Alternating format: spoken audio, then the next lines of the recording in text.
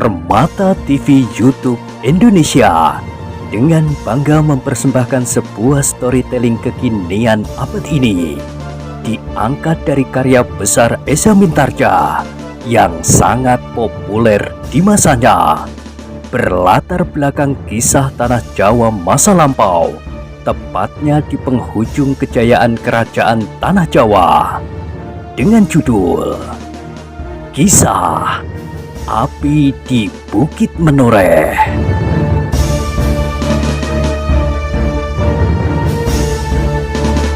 Pada kesempatan yang sangat baik ini, kita masuk pada episode yang ke-331. Selamat menikmati.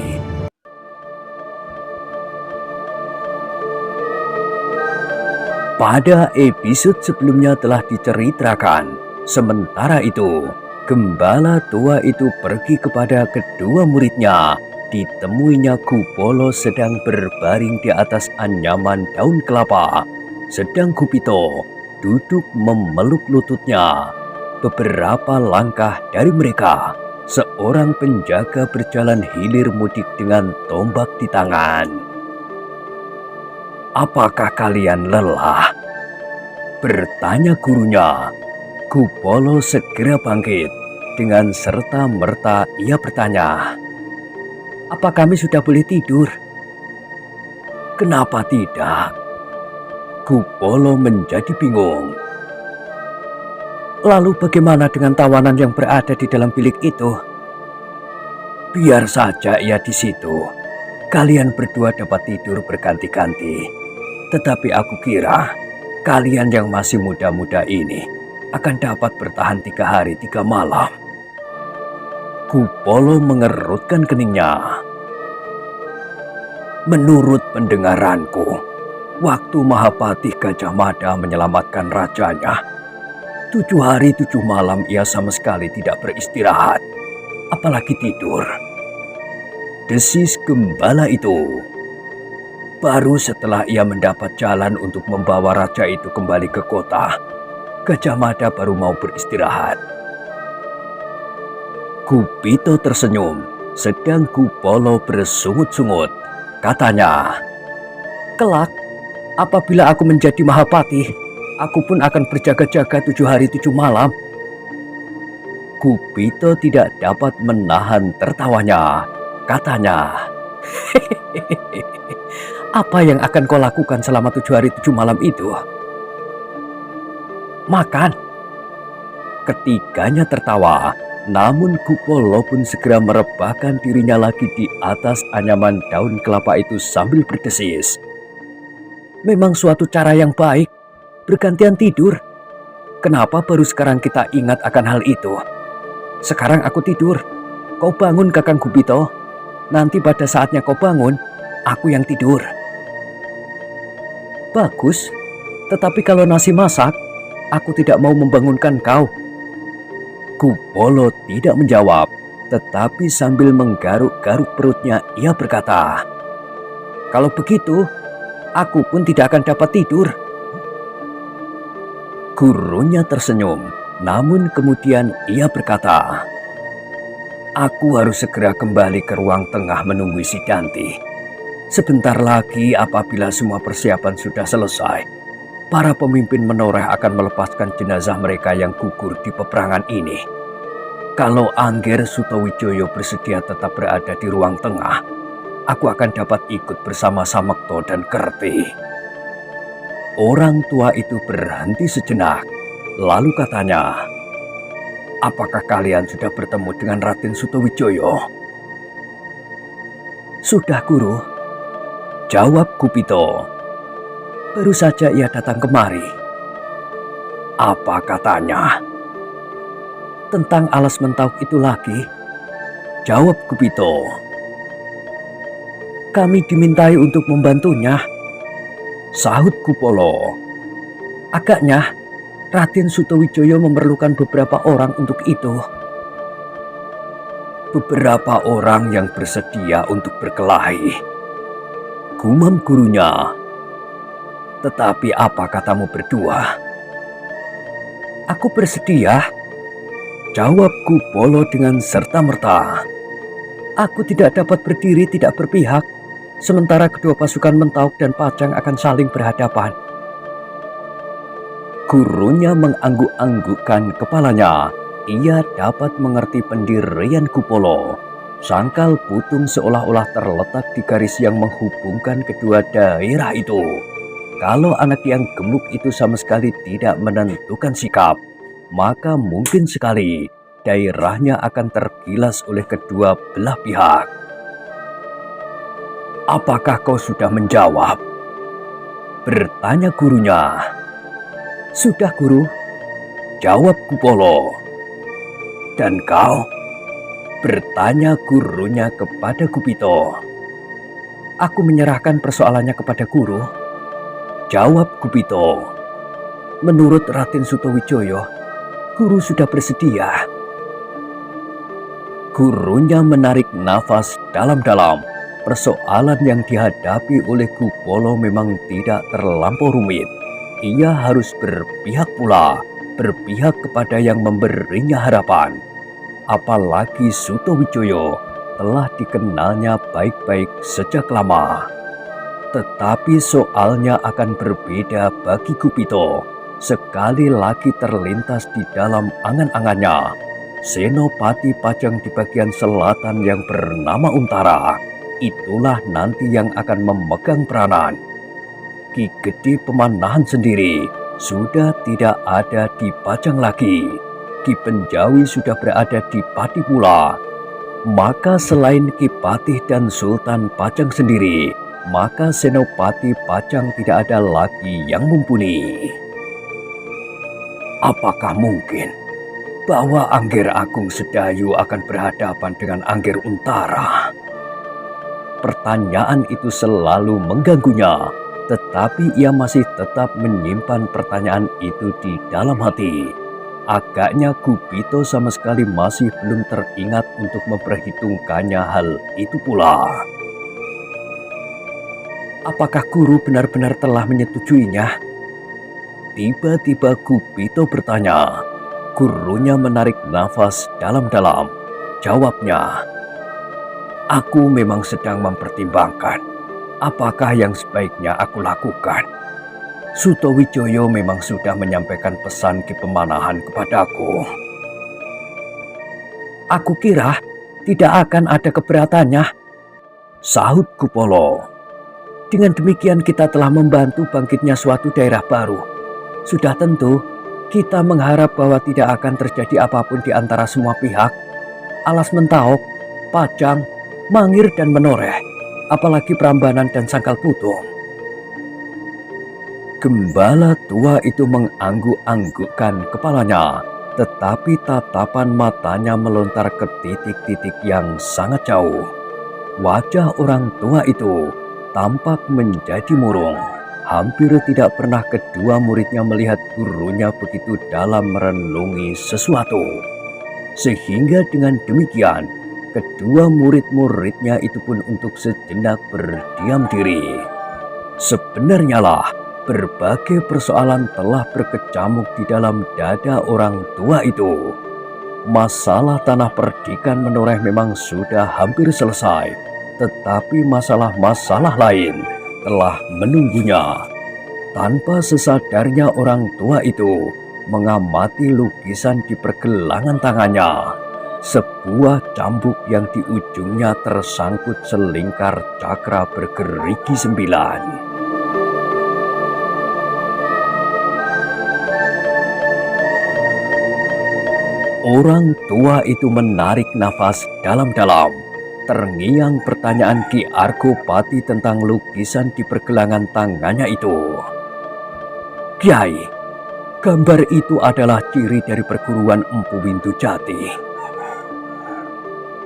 Tiba-tiba gembala tua itu menggelengkan kepalanya, namun suara Ki Argopati masih terdengar di telinganya.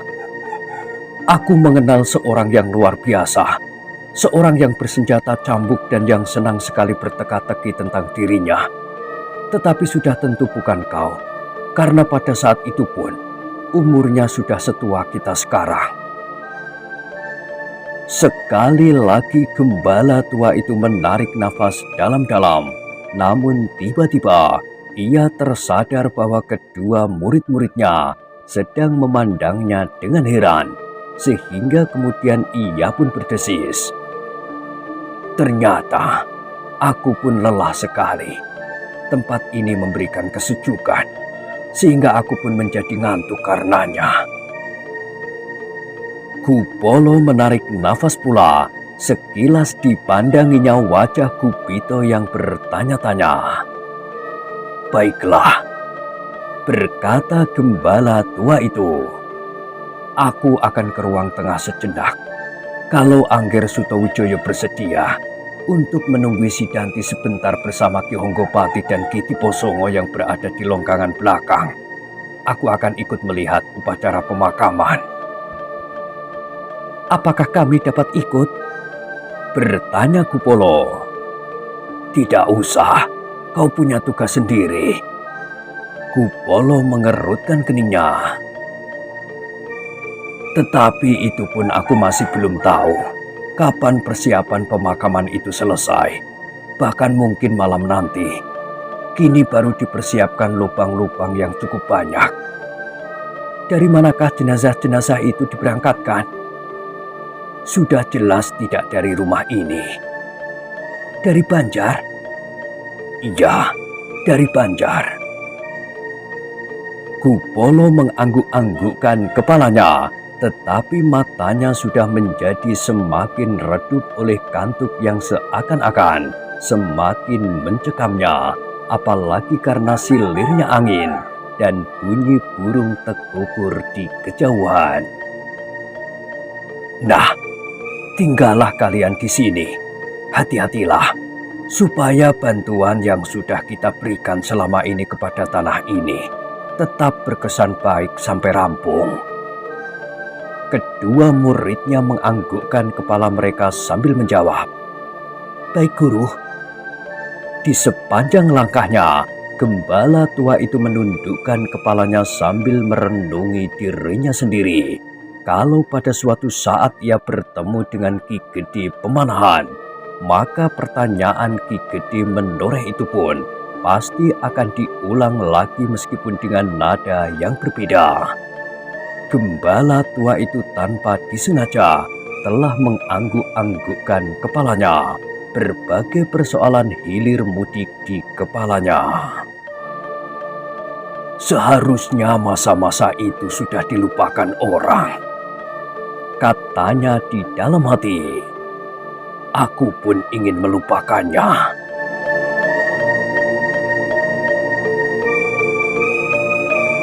Orang tua itu tertegun sejenak.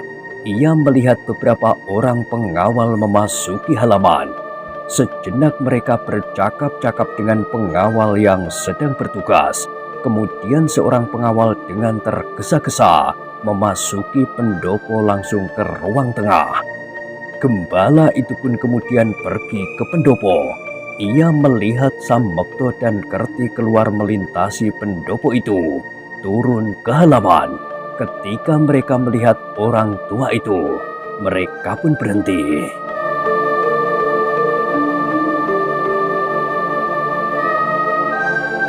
Kiai, berkata Samekto, persiapan itu sudah hampir selesai.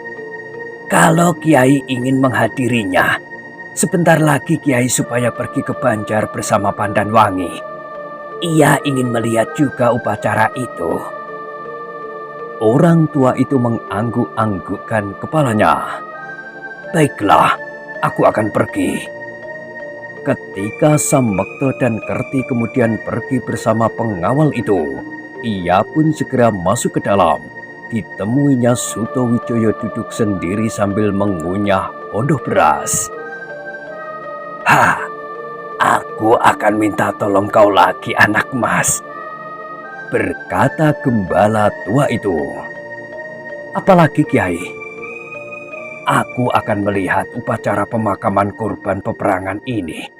Aku minta anak mas sementara tetap tinggal di sini, menunggui pintu itu. Di belakang sudah ada Ki Honggopati dan Ki Tiposongo. Sendiri? Bertanya Sutowijoyo. Apakah Angger takut? Soalnya bukan takut, tetapi bagaimana kalau tiba-tiba aku ingin pergi ke sungai? Orang tua itu menarik nafas, tetapi ia kemudian mengangguk-angguk. Baiklah, berkata orang tua itu. Aku akan minta seorang dua orang pengawal untuk menemani anak mas di sini. Sutowijoyo mengerutkan keningnya.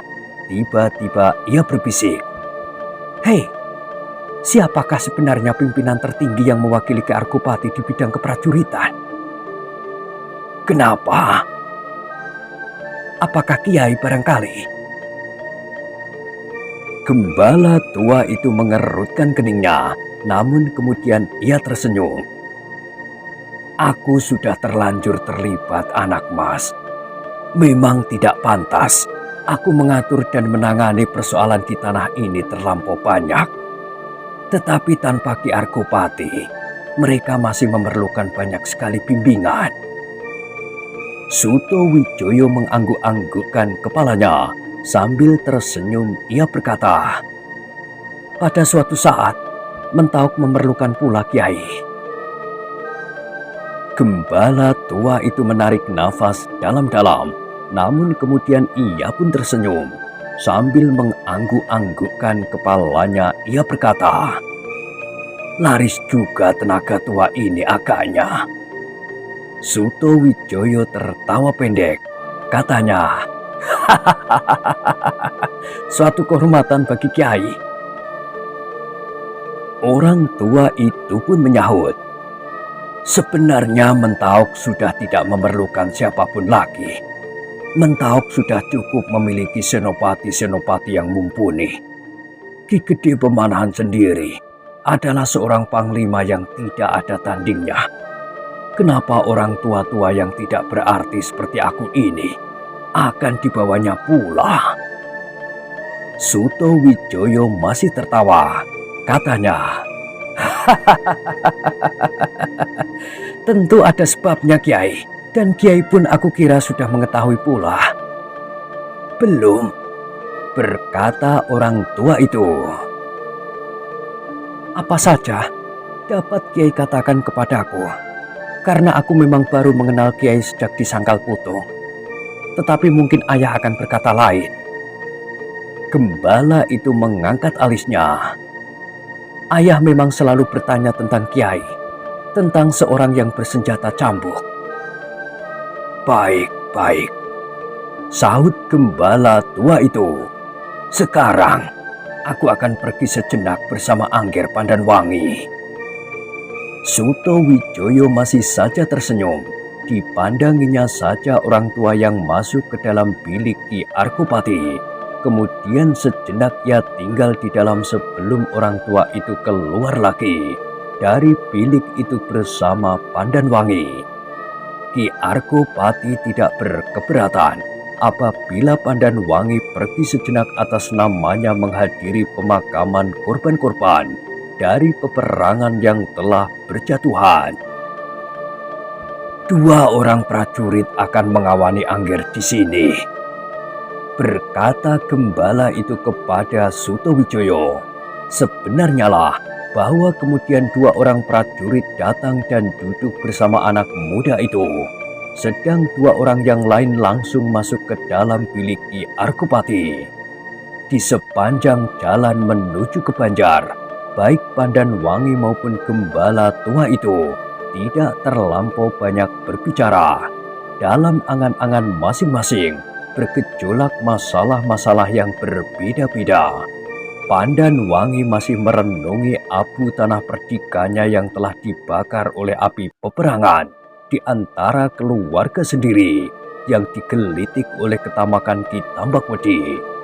Sedangkan gembala itu sedang merenungkan sikap Sutowijoyo. Mungkin ayahnya, Ki Gede Pemanahan memang selalu bertanya tentang seorang yang bersenjatakan cambuk.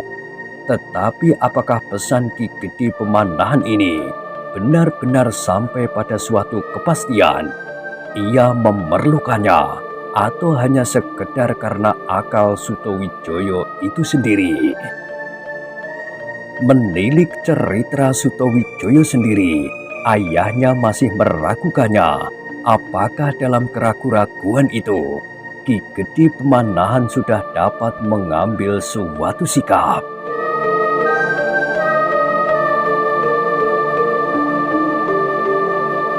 Tetapi aku sendiri memang perlu menemuinya, desis orang tua itu di dalam hatinya itu. Dalam pada itu, mereka pun segera sampai ke Banjar pula.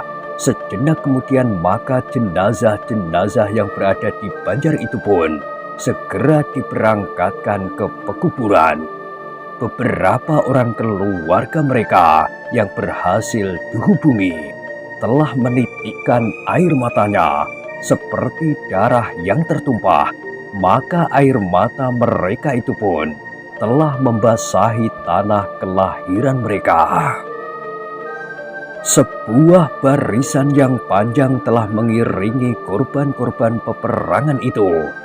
Pandanwangi, Samekto, Kerti dan beberapa pemimpin yang lain berjalan di paling depan.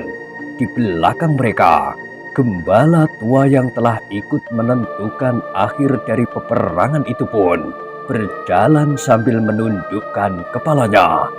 Ia sadar bahwa ia telah turut mengambil bagian dari peperangan yang telah membunuh sekian banyak kawan dan lawan itu. Namun terbayang pertentangan yang pasti akan lebih dahsyat berkecamuk apabila Mentauk dan Pajang tidak dapat mengendalikan diri masing-masing. Di dalamnya tidak hanya terdapat seorang Sidanti dan seorang Argojoyo, tetapi di dalamnya terdapat berpuluh-puluh Sidanti dan berpuluh-puluh Argojoyo.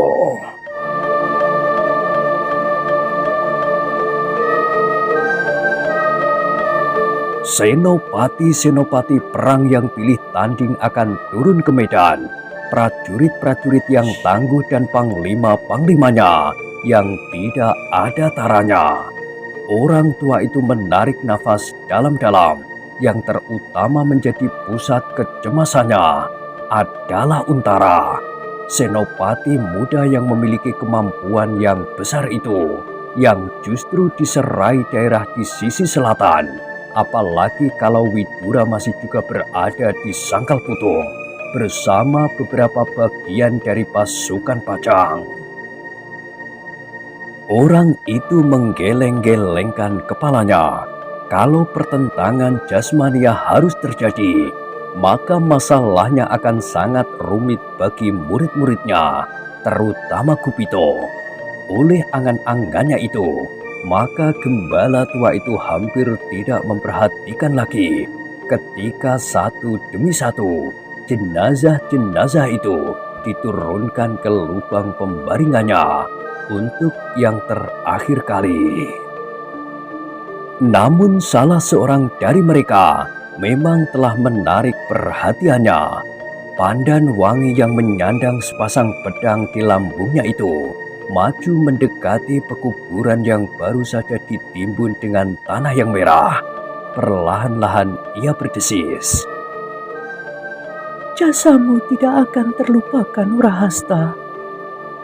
Sejenak kemudian tangannya yang halus meraih segenggam bunga tabur.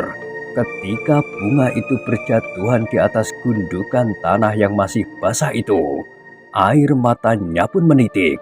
Dikenangnya anak muda yang bertubuh raksasa itu. Dikenangnya betapa anak muda itu mencoba menyentuh perasaannya yang kosong pada waktu itu.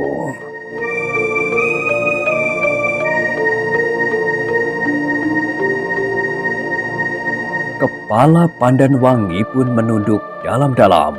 Beberapa lama ia berdiri di samping makam Rahasta.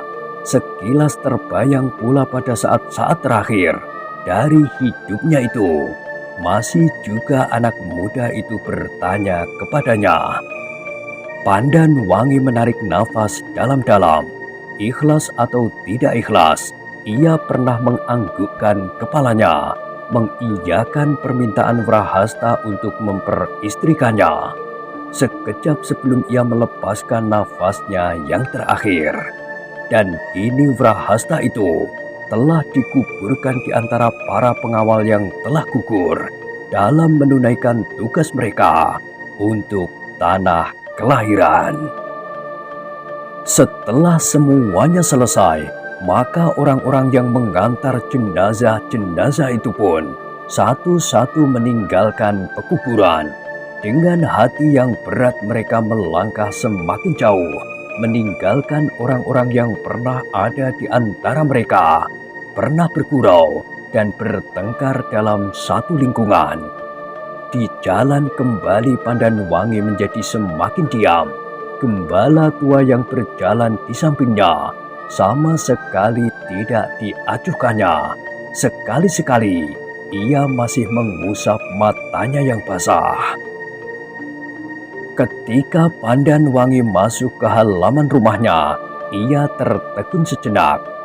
Di antara para pengawal yang berjaga-jaga di depan regol dilihatnya seorang anak muda yang gemuk berdiri sambil menyilangkan tangannya. "Apakah semuanya sudah selesai?" Kupolo bertanya sambil melangkah maju. Pandanwangi menganggukkan kepalanya. "Iya, semuanya sudah selesai." Kupolo kemudian berjalan di samping gadis itu, sebelah menyebelah dengan gurunya. "Di mana Kupito?" Gurunya bertanya. "Dan kenapa kau berada di situ?" "Kakang Kupito masih menunggu Ki Argojoyo. Aku tidak tahan untuk duduk saja di bawah pohon kluwih itu." "Kau tinggalkan Kupito sendiri?" "Tidak sendiri. Ada beberapa orang pengawal yang menemaninya." Gembala tua itu mengangguk-anggukkan kepalanya, tetapi ia tidak bertanya lagi. Kupolo yang masih ingin berbicara menjadi kecewa. Pandanwangi terlampau murung dan hampir tidak memperhatikan orang-orang lain sama sekali. Tanpa berkata sepatah kata pun lagi, gadis itu langsung naik ke pendopo dan masuk ke dalam rumahnya yang kotor. Kupolo berhenti di bawah tangga pendopo. Ditatapnya saja langkah Pandanwangi sampai hilang di balik pintu peringgitan. "Kembalilah ke tempatmu," gurunya berdesis. "Oh," Kupolo tergagap. "Baiklah, aku akan kembali ke bawah pohon kluwih. Mudah-mudahan tidak ada sebuah pun yang akan menjatuhi kepalaku yang lagi pening ini." Gurunya tidak menjawab. Dengan langkah yang gontai, Kupolo berjalan kembali ke tempatnya. Namun masih terdengar ia bergumam, "Apakah aku harus menungguinya sampai tua?" Ternyata hari itu, baik Kupito dan Kupolo maupun Ki Honggopati dan Diposongo masih harus tetap berada di tempat masing-masing. Ki Argopati masih belum dapat berbuat sesuatu karena luka-lukanya, sehingga masih belum dapat mengambil suatu sikap bagi Sidanti dan Argojoyo. Bahkan Ki Argopati masih juga belum dapat menerima Sutowijoyo yang akan menemuinya. "Kiai," berkata Sutowijoyo, "kalau besok Ki Argopati masih belum dapat menerima seseorang, maka aku kira lebih baik aku kembali ke Mentaok. Ayah pasti sudah terlampau lama menunggu. Bahkan mungkin perkembangan terakhir Mentaok sudah menjadi semakin sibuk, sehingga tenagaku sudah sangat diperlukannya." "Lalu apakah Angger tidak ingin berbicara dengan Ki Argopati?" "Aku tidak dapat menunggu tanpa batas. Sebaiknya aku berpesan saja kepada Kiai." "Tunggulah sampai besok." Sutowijoyo merenung sejenak. Katanya, "Iya, aku memang akan menunggu sampai besok." Malam itu, gembala tua itu pun berusaha dengan segenap kepandaian yang ada padanya untuk memperingan penderitaan Ki Argopati. Semalam suntuk gembala tua itu tidak tidur. Juga Pandan Wangi yang menunggui ayahnya hampir tidak dapat memejamkan matanya sama sekali.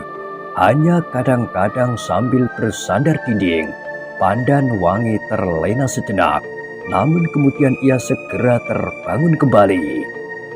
Di malam hari, luka-luka Ki Gede yang parah itu terasa betapa pedihnya, sehingga meskipun ia memiliki daya tahan yang luar biasa kuatnya, namun terdengar sekali-sekali ia berdesis tertahan, apalagi karena obat-obat yang dipergunakan oleh gembala itu pun menambah nyeri pada luka-luka itu.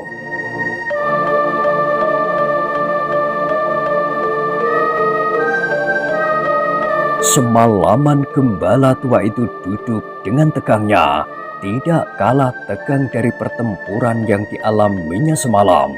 Sekali-sekali ia harus berusaha untuk menahan panas tubuh Ki Argopati yang menanjak dengan minuman ramuan obat yang dibuatnya. Ketika ayam jantan berkokok untuk yang terakhir kalinya, barulah gembala tua itu menarik nafas dalam-dalam. Ki Argopati dapat tertidur sejenak, namun tidur yang sejenak itu akan sangat membantunya. "Tidurlah, Nger," berkata gembala tua itu kepada Pandan Wangi. "Mumpung Ki Argopati juga lagi tidur." Pandan Wangi mengangguk, tetapi ia tidak mengambil tikar dan berbaring di lantai. Ia masih saja duduk sambil bersandar dinding. Aku tidur di sini saja, Kiai. "Nanti kau terjerembab." Pandan Wangi menggeleng. Tidak, Gembala tua itu pun kemudian keluar dari bilik Ki Argopati. Dilihatnya Sutowijoyo tidak ada di ruang tengah. Yang ada adalah 2 orang pengawal yang menunggui pintu bilik si Danti. "Di mana anak Mas Sutowijoyo?" bertanya gembala tua itu. "Ia akan tidur bersama Kupito dan Kupolo." Gembala tua itu mengangguk-anggukkan kepalanya. Sekilas ia memandang pintu bilik si Danti. Pintu itu masih tertutup rapat. Selaraknya pun masih terpancang kuat-kuat.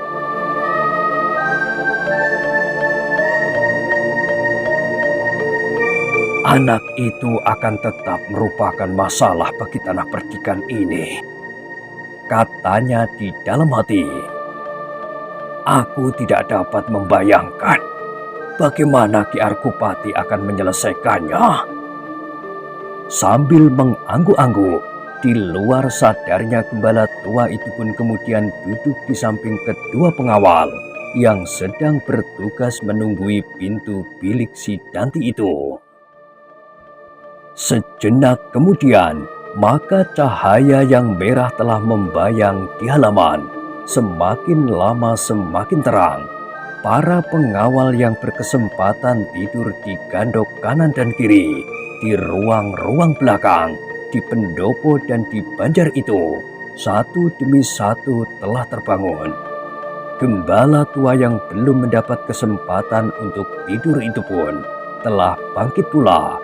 Perlahan-lahan ia masuk ke dalam bilik Ki Argopati. Ketika dilihatnya Ki Argopati masih tidur, maka ia pun menarik nafas dalam-dalam. "Agaknya aku berhasil mengobatinya," desisnya di dalam hati. Gembala tua itu tersenyum pula ketika melihat Pandan Wangi pun masih tidur bersandar dinding. Rambutnya yang panjang terurai ke bahunya, sedang kedua tangannya bersilang di dada. Gadis itu sama sekali tidak berkesempatan untuk mengurus dirinya sendiri, seperti kebanyakan gadis-gadis di masa usia remaja.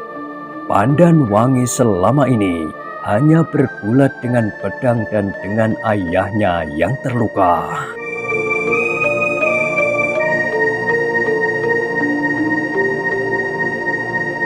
Orang tua itu menarik nafas dalam-dalam. Kedatangan kakaknya di atas tanah perdikan ini justru membuat hatinya pedih. Gadis yang seharusnya sedang dibuai oleh usianya itu, kini seakan-akan telah meloncati satu lapisan dalam urut-urutan hidupnya.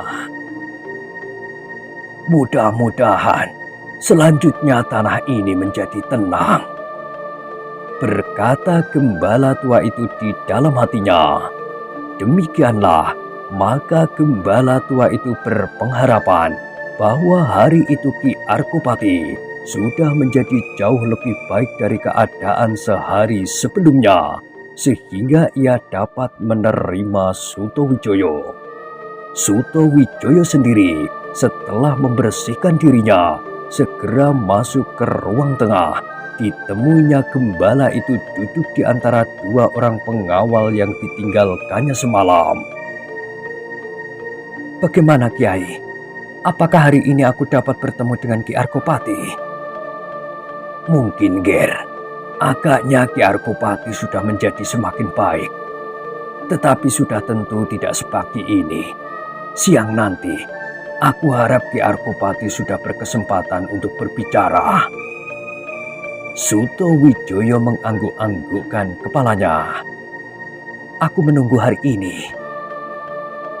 Sebenarnya lah bahwa Ki Gede Pemanahan telah menunggu dengan cemas akan kedatangan putranya yang sedang pergi ke tanah perdikan Menoreh tanpa mengetahui dengan pasti apa yang telah terjadi di sana, dan Sutowijoyo masih harus menunggu satu hari lagi.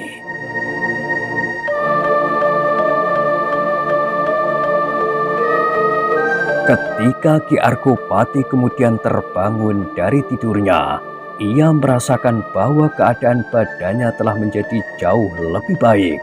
Lukanya sudah tidak terlampau pedih dan kepalanya sudah tidak lagi memberati. Meskipun ia masih pening dan terlalu lemah, namun kesadarannya telah sepenuhnya dikuasainya. Saat itulah yang ditunggu-tunggu oleh gembala tua itu. Ketika Ki Arkopati telah dibersihkannya pula, maka katanya, Angger Sutowijoyo ingin bertemu dengan Ki Gede hari ini. Tetapi lebih baik setelah tengah hari, keadaan Ki Gede akan menjadi semakin baik. Apakah ada keperluan yang penting? Gembala tua itu menarik nafas dalam-dalam.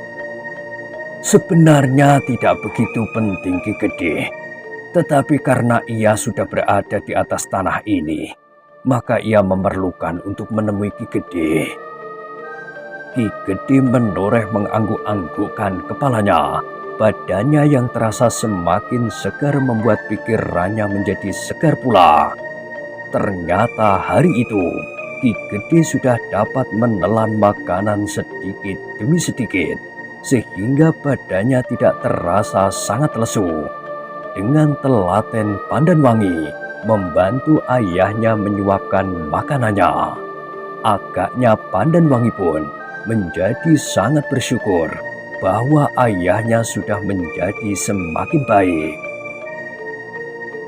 Pada siang harinya, Sutowijoyo benar-benar mendapat kesempatan untuk bertemu dengan Ki Gede Menoreh. Meskipun Ki Gede masih berada di pembaringannya, tetapi sebelum Sutowijoyo memasuki bilik Ki Arkopati, gembala tua itu sudah berpesan. Katakan yang paling penting saja anak mas, jangan terlampau berkepanjangan, karena Ki Arkopati masih belum seharusnya memikirkan masalah-masalah yang berat. Sutowijoyo mengerutkan keningnya. Kemudian desisnya, kalau begitu, kenapa aku harus menunggu sampai hari ini? Bukankah aku dapat meninggalkan pesan saja? Kau masih terlampau muda untuk mengerti perasaan orang tua-tua. Meskipun akhirnya kau meninggalkan masalah itu kepada orang lain, tetapi bahwa kau sendiri sudah memerlukan datang menemuinya, bagi orang tua, itu akan banyak memberikan arti. Kau sudah menyatakan kesungguhan hatimu dengan datang menemuinya sendiri.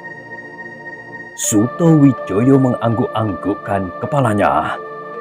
Baiklah, katanya.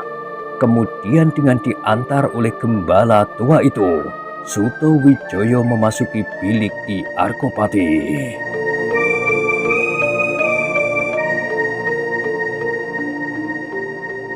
Maafkan anak mas, berkata Ki Arkopati ketika ia melihat Suto Wijoyo. Aku tidak dapat menemui anak mas sebagaimana seharusnya aku menerima. Suto Wijoyo tersenyum. Sekilas dipandanginya wajah Pandan Wangi yang buram oleh kelelahan yang sangat. Kemudian jawabnya, aku tahu apa yang sedang terjadi Ki Gede. Karena itu, silakan, Ki Gede sedang terluka. Suto Wijoyo dan gembala tua itu pun kemudian duduk di sebuah dingklik kayu di samping pembaringan. Sementara itu, Pandan Wangi duduk di sudut ruangan, seolah-olah ia selalu ingin menunggui dan mengawasi ayahnya yang baru sakit itu. Sejenak kemudian maka Suto Wijoyo pun mulai mengatakan maksudnya dengan hati-hati. Ternyata Suto Wijoyo adalah anak muda yang memang cerdas. Sebelum ia sampai pada persoalannya, maka katanya, Ki Arkopati, yang pertama-tama, aku ingin menyampaikan salam dari Ayahanda Ki Gede Pemanahan untuk Ki Arkopati.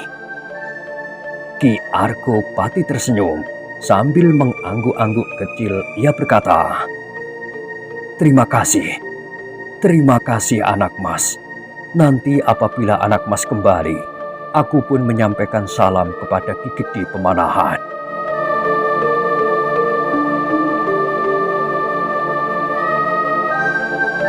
Suto Wijoyo mengangguk-anggukkan kepalanya sambil menjawab, baiklah Ki Gede, aku akan menyampaikannya kepada ayah. Ki Arkopati yang menemui Suto Wijoyo sambil berbaring di pembaringannya itu pun kemudian berkata, sayang anak mas, aku tidak dapat menerima anak mas sewajarnya. Keadaanku dan keadaan rumah ini sama sekali tidak pantas bagi anak mas. Oh, Suto Wijoyo menyahut, aku menyadari keadaan ini Ki Gede. Ki Gede tidak usah menganggap kedatanganku ini sebagai suatu kunjungan yang penting. Bagaimanapun juga, anak mas adalah orang penting bagi Pajang. Suto Wijoyo tersenyum dan sebelum ia menjawab Ki Arkopati berkata, selain salam buat Ayahanda Ki Gede Pemanahan, aku juga menyampaikan baktiku kepada Ayahanda Sultan Pajang. Suto Wijoyo kini mengerutkan keningnya. Senyumnya tiba-tiba seperti tersapu dari bibirnya. Namun sejenak kemudian, ia memperbaiki kesan di wajahnya sambil mengangguk-anggukkan kepalanya. Ya Ki Gede, apabila aku menghadap Ayahanda Sultan, maka aku akan menyampaikannya. Suto Wijoyo terdiam sejenak. Namun hal itu justru dapat dijadikannya pancatan untuk menyampaikan maksudnya. Maka anak muda itu pun kemudian berkata, tetapi Ki Gede, kesempatanku untuk bertemu dengan Ayahanda Sultan kini terlampau jarang. Ki Arkopati terperanjat. Kenapa? Ia bertanya. Aku sekarang berada di Mentaok. Alas Mentaok? Ya Ki Gede, kami telah membukanya. Desa di pinggir alas Mentaok sampai ke Pliridan telah kami jadikan modal, dan kini daerah tersebut menjadi semakin ramai. Ki Arkopati menarik nafas dalam-dalam. Suto Wijoyo pun berkata selanjutnya, kini untuk sementara, aku berada di alas Mentaok bersama Ayahanda Pemanahan. Ki Arkopati tidak segera menyahut, tetapi tampaklah sesuatu sedang bergetar di dalam hatinya. Ki Gede, berkata Sutowijoyo kemudian. Karena itu pula lah aku datang kemari atas nama ayah Ki Gede Pemanahan. Ki Arkopati yang mempunyai tangkapan yang tajam itu pun segera mengerti, meskipun Sutowijoyo baru mulai menyebut tentang tanah yang baru dibukanya itu. Meskipun demikian, Ki Arkopati masih tetap berdiam diri dan memberi kesempatan kepada Sutowijoyo untuk mengatakannya. Demikianlah Sutowijoyo pun kemudian bercerita tentang Alas Mentawai, tentang janji Sultan Hadiwijoyo atas tanah Mentawai dan Pati, tentang Ki Gede Pemanahan yang menganggap bahwa Sultan Pajang telah berkisar dari sifat-sifatnya semula. Meskipun Sutowijoyo selalu mengingat pesan gembala tua itu untuk tidak mengatakan semua persoalannya, namun ternyata Ki Arkopati sendiri langsung dapat menangkap maksud Sutowijoyo seluruhnya.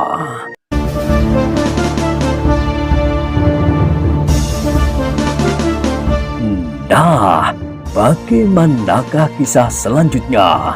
Silahkan ikuti terus kisah Api di Bukit Menoreh pada episode berikutnya. Sampai jumpa.